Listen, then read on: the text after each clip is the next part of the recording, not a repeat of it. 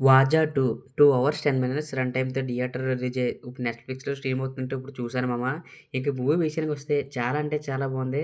ఎంతో నీట్‌గా and cult ఫిల్మ్‌గా చాలా అంటే చాలా బావుంది. మన చైల్డ్‌హుడ్ మెమోరీస్ కూడా గుర్తు చేస్తూ ఉంటది మూవీ అయితే. ఎక్కడా కూడా మనకి బోర్ కొట్టదు. రియల్ లైఫ్‌లో జరిగిన స్టోరీస్ అన్నీ కలుపుకొని ఈ మూవీలో యాడ్ చేసినట్టు అనిపిస్తుంది.